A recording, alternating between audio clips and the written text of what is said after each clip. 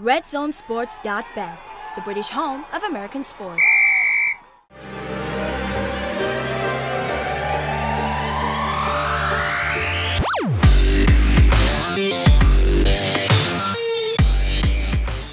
Hi guys, and welcome to this week's episode of the SportsHeads NBA edition, sponsored by RedZoneSports.bet.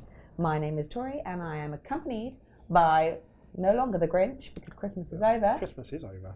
So here with Steve. Are you happy Christmas is over? No, I'm not actually. I think Christmas was wonderful. It's a nice break. Good. Some good games and family time. It's been brilliant. We've upped the spirit. And St. Nick. I had a good time, yeah. Same, loads of food, eating, and basketball. There you Perfect. go. Perfect day. Perfect. Which leads us on nicely to our first topic of this week's review show. We said we were going to talk about the Christmas Day games. There's 5 to discuss here. So let's go straight in. We will start with the 76ers at the Knicks. So Nick, I'm going to come to you and get your views on this. Fair enough. Were you happy? I wasn't that happy, no. It was a good game. Merry Christmas to you. Exactly. Nobody got presents after that. But the 76ers won this game. It was a hard-fought game. I liked it from that standpoint. But Knicks are just not playing well right now. And this is a game I think they should have won, threw it away kind of towards the end. But I give Philly credit. I think they stepped up when they had to, and Joel Embiid was amazing. So give him credit. It's one game. Beedman. Well, or him. I did tell you that they would ruin your Christmas dinner. I didn't listen. No, you didn't. But you were right. You had faith. You had faith. Fair enough. But I told you that Sixers were going to win this game. They did. No, I got nothing else on that. They did. They yeah. One game. Move on. Okay. So next up, the Cavs went across to the Warriors.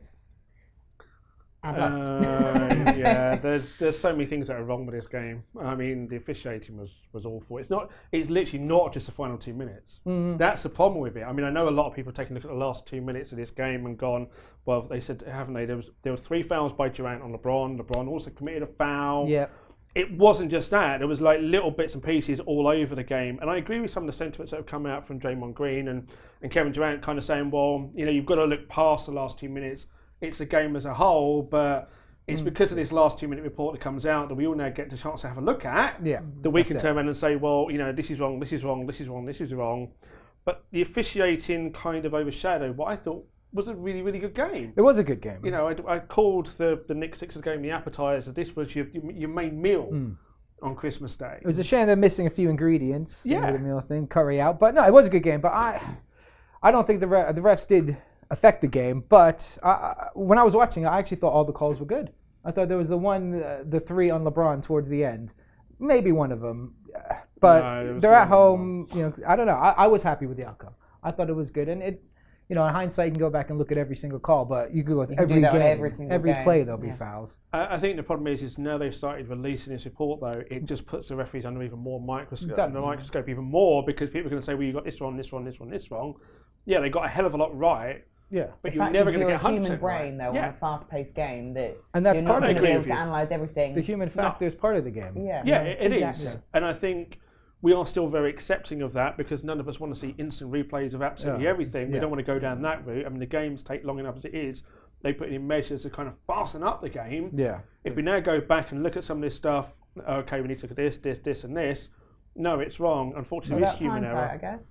It kills momentum of games, and I think you gotta let the players play. And if they're 50-50 calls, then you go with, you know what I mean? It's 50-50 call. That's what it is. Some are going to get right, some are going to get wrong. I mean, I must admit, I thought the calls weren't 50-50. I thought they were pretty blatant. That's the problem with them, and I think that's where people might come down on that. Yeah, I mean, people agree that there is some, calls that are not going to go your way, calls that are going to go your way. Yeah. People turn around and say, well, these things even themselves out, which for me is one of the worst phrases that people come out with, because these things don't even themselves out. But then, where do you draw a line? Calls, superstars get calls. It's just the way it is. Yeah, I mean, that's the other side of it, isn't it? Yeah. We know that superstars do get calls. We've seen it for donkey's years. That's what they get. We expect it to happen. Yeah. As I say, it's a shame that we're spending more time talking about it. So not just us, everyone's doing. Oh no, that's the talking about point. this game. Yeah. It was a tremendous game, a rematch of the NBA finalists. Everyone wants to see this game as a potential prelude to what we're going to see in June again. I thought it was really a tremendous game, and I agree with something else that comes out of this, is that if you shoot 32% from the field, you have no right to win that game. Correct. And that's what the Cavs shot. I mean, outside of LeBron I think Crowder as well. I think the rest of the team combined for something like 16% shooting. That is awful. You can't turn around and say you deserve to win that game when you shoot that badly. The Warriors haven't been shooting well lately, and were there for the taking. That's it. The Cavs didn't take advantage of it. Yeah. I just want to drop in right a second because we talking about LeBron. You mentioned Draymond a minute ago. I just want to talk about the Christmas kicks because, first off, I mean, I'd rock them on a normal day anyway. Oh, absolutely. But obviously, Draymond was wearing his Arthur kicks. Look at how beautiful they are. He's even the lace holes have the little baubles on.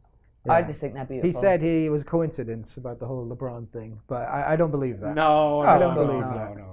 NBA players playing mind games? Yeah. No. It's weird. I remember back in the day, everyone used to have uniform shoes, and if guys wore different colors and stuff, they'd get fined. Now people just wear whatever the hell they want. I mean, I'm a bit of a trainer junkie anyway. No, I like it. So it keeps me excited. I like the fact they do it, but I don't remember when that was allowed. Well, the thing is, you've got all these guys have got signature shoes when they sign all these shoe deals with here, there, and everywhere. So again, it's another way that they've actually grown the popularity of the game. I think it is good. The NBA market's tapped into that. The players have ran with it. I mean, when you look back like the old Air Jordans and things like that, it was where it all kind of started. I mean, but everyone's just run with that now. I mean, I think the Kyrie ones that you really like. I mean, the Kyrie fours, he's just released the advert. Yeah, they're great. They are great sneakers. Yeah. So there's lots of them coming. Santa didn't come through with them, but that's fine. I've got till January the 11th. You have to be good for next year. Got a while, yeah. How's that Whitran coming along, Nick? Yeah. I had a good Christmas. Yeah. So next up, we've got Wizards with beating the Celtics. I mean, this was a game I wasn't looking forward to, and to be honest with you, I actually think it was the worst game on Christmas Day. Yeah, no, I agree. I wanted to get excited about it. I mean, the Celtics were the best team in the Eastern Conference. The Wizards have got Wall and Beal. To me, it just didn't live up to even the expectations that I had for it. Washington have shown once again that they can be very, very inconsistent. They can beat the Celtics 1 minute on the road, and then they can then play so badly the next game and not beat anyone. I don't know where the Wizards are for me. I mean, and the Celtics, they seem to be in a bit of a free fall right now. Is that if they don't get the consistent second scorer going forward, this Celtics team is going to fall very quickly. They don't have it. I don't see them falling. I just think, I mean, it's why I always say long season, going to have runs up and downs and stuff. Yeah, but I think, I mean, it was a decent game, and I think it said more for the Wizards than it did for Boston. I mean, Boston, it's what I always say. I'm surprised they're still, number one in the East. Name a second scorer on that team that can support Kyrie. Well, they don't have it, but they have a team. That's exactly it. That's the problem. They don't have the second scorer. But they're the number one team in the East right now. So even with that problem, they're still doing pretty good. They only went back ahead of Toronto last night. But it doesn't matter. They're still number one in the East. Yeah, they're number one in the East. They'll find it. In a month's time, they will not be. Perhaps, but maybe they will be. No. They haven't got a consistent second scorer. We shall see. We shall see. See what happens in February, eh? Exactly. Okay, so moving on. We've got the Thunder at the Rockets. Westbrook came and kind of showed up. This game I called. Started a little bit slow, but yeah, no, the Rockets are looking good right now. They've won 6 straight now. They're starting to figure it out. Again, I'm not going to get too carried away and say because they've won 6 in a row and beat Houston that they're going to win it all now. But they're starting to get to be the team that on paper they were put together, and it's a big win beating Houston. Houston were destroying everyone before this. So again, one game, but it was a big statement game for Oklahoma. I mean, the Thunder big three for once all showed up in a big marquee matchup, and that's what they have to do. I mean, Donovan's kind of looked at the offense and realised it's not working. He now wants to play Melo a bit more off the ball, which I think is a good move. And if he can stay with that and keep the ball in Westbrook's hands, because we know that's where they should have the ball, George and Melo can benefit from that. For sure. I think that the issue I have with OKC still comes down to the fact they haven't got much of a bench. That's where they're going to struggle. And over the course of a long NBA season, that's going to be a problem because those players are going to get tired.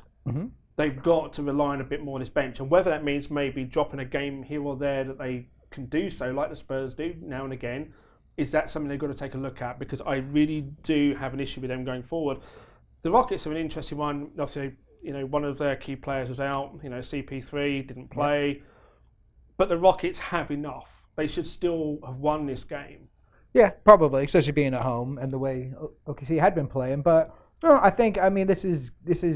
I don't think the Thunder have that luxury of kind of resting players. They're learning this on the fly, and whatever it is they've got going now is working. And Melo came out and said that this is the Westbrook they need. Yeah. He needs to have the ball. We need to play off of him. So, just because he says that, I'm not really going to believe it. I want to see how he is, 5-10 games from now. But right now, they've got something. So do you think that's as working. well it'll be post-February we'll be able to start saying or analysing it a bit better of how the playoffs are really going to in a way, yeah. The thing is they're looking at their teams right now. They can work out kind of. And you give a team 20, 25 games to mesh, and we're past that point now. And I think if anyone would say Thunder are, they're lower than they should have been at this point. But 6 straight, all you can do is win the games. So 6 in a row.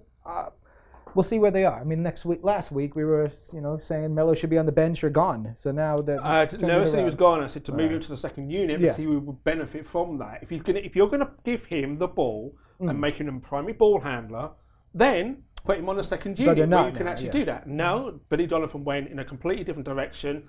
Wants to play Melo off of the ball, so therefore, keep him on the first unit. Fair play to Donovan. He realised he wasn't working. He has made a change. The players are bought into it. If Westbrook can draw the double teams, that's fine. You're going to leave a guy open. Steve Nance is obviously going to benefit a lot more from this.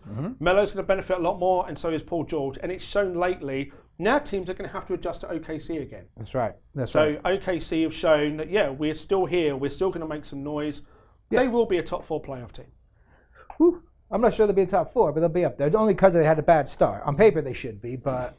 No, top 4 seed in the West. I'd take it. I'd be happy with that. Next up, we've got Wolves at the Lakers. Obviously, there was no Lonzo, mate. No Ingham playing. So, do we think that was one of the main factors or the main contributors? Or? Absolutely not. Timberwolves are a much better team. Jimmy Butler's got that team firing on all cylinders. I mean, Taj Gibson played a tremendous game. Andrew Wiggins is looking like little Jimmy Butler right now. They have got so many good young players right now. This is a team that is very, very scary going forward. I think a lot of teams would love them to be maybe in the top half of the playoff bracket rather than the bottom half, because come playoff time, I would not want to face this team. You've got Towns as a big man that can cause you all kinds of problems. You've got Wiggins and Butler that can shut down 2 of your best wing players, no problem at all. I really don't like it. Taj Gibson can kill you on the boards. They have got a lot of pieces in place. I think they're maybe one player short. I would like to see them kind of make a move at the deadline and see if maybe they can turn us around. They've got Jamal Crawford coming off the bench as well. Love Jamal Crawford. So they've got high-octane offense off the bench as well. And there's so many good things to say about them. Defensively, they're great. With Tibbs, and when you get to the playoffs, defense is it, especially in that West. So, I'd put, Minnesota, for me, are more of a threat than OKC, and I wouldn't have thought that coming in. No. Yeah. I mean, we thought Timberwolves are maybe like a year or 2 away. They're perhaps we thought they were a playoff team, but we thought maybe 6, 7, sneak in. And I really thought if they went down as far as 8, which would have been a low record for them, going into a playoff series against the Warriors or the Rockets, again, those teams would not want to face them. No. Because when you've got perimeter defenders like Wiggins, like Jimmy Butler, you can put those against Clay, you can put them against Steph, you can CP3, you can put them against James Harden, because they can defend those guys. Yeah. But the Warriors, of course, do have one extra weapon. They've got 3 big weapons on the wing. They do. And that's why it does make it tough, and that's where Jeff Teague will have to step up. So it wasn't all bad news for the Lakers, though. No. Kuzma came in. He was the second rookie in the last 50 years. Yeah. So he's the second rookie since LeBron to score 30-plus points on Christmas Day. I mean, that's kind of a big deal.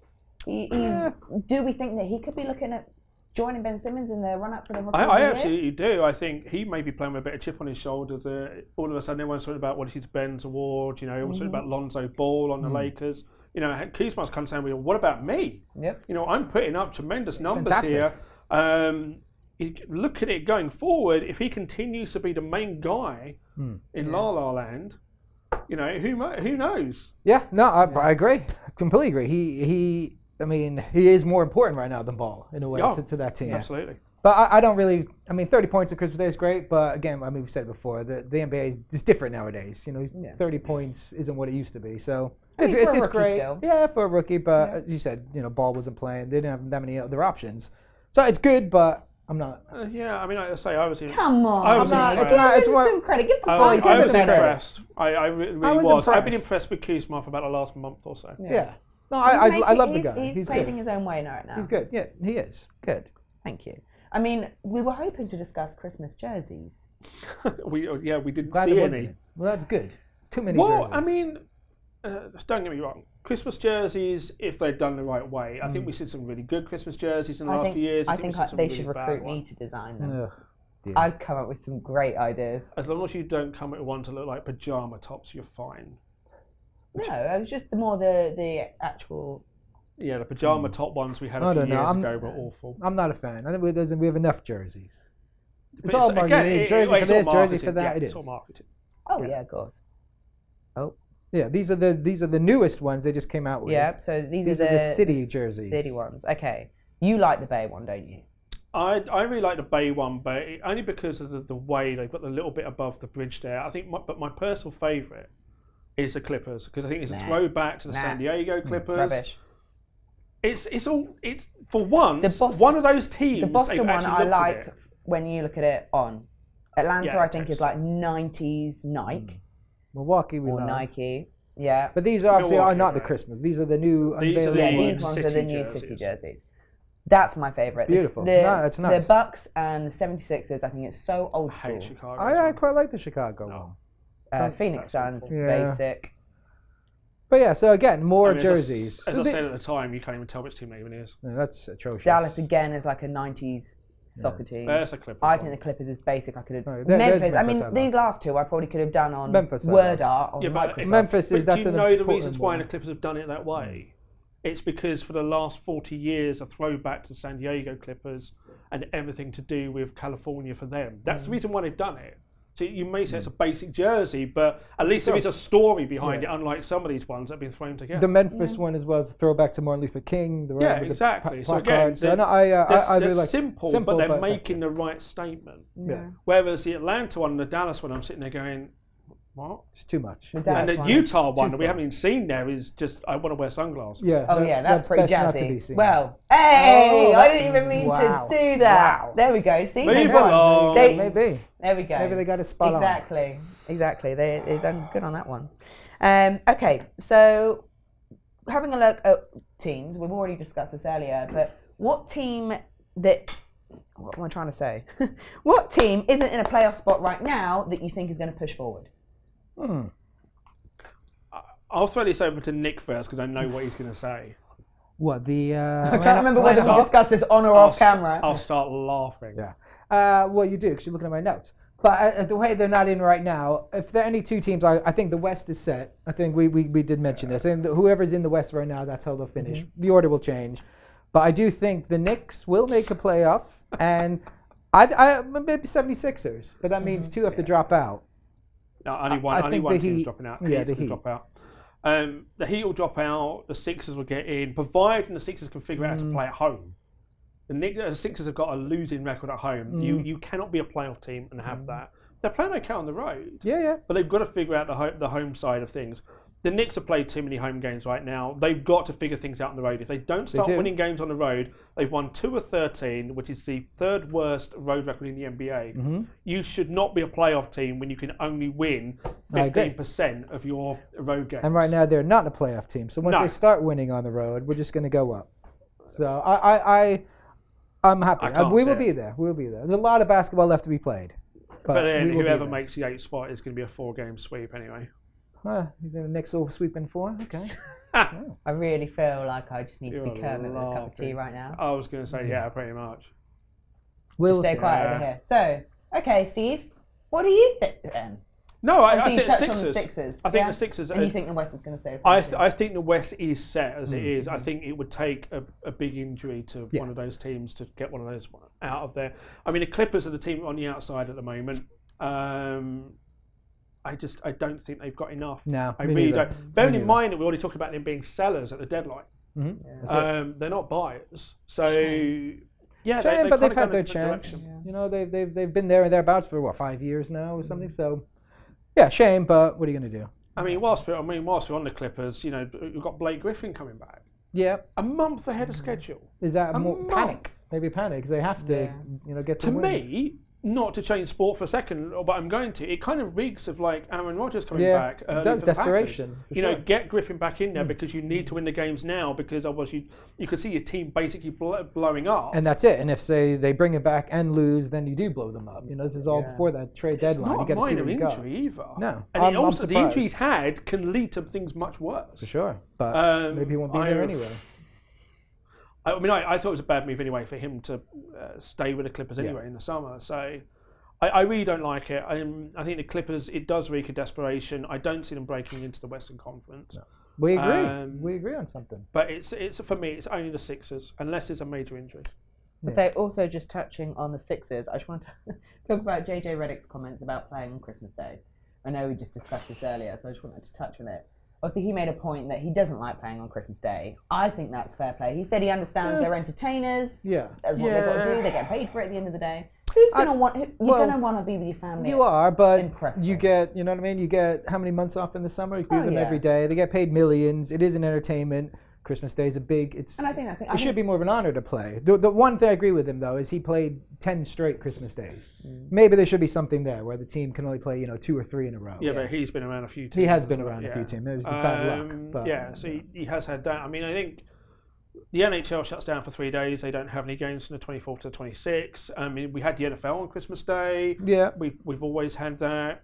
You should be I I could go either way on it. I mean, I think it's one of the marquee days of the NBA season. Exactly. That they have just 5 key matchups now. Every game's shown live on national television. So it's very difficult to get away from that. I mean, I think they've been doing this for, I can't remember exactly how many years it is, but it's a long time. It's tradition now, isn't Yeah, it? it's I part realistically, of the they NBA could have just done it calendar. on the Boxing Day because that's when most people are sitting and chilling. Exactly. Well, Boxing Day doesn't exist in the States anyway. Well, he can go play in a crappy team, then he won't be playing on Christmas.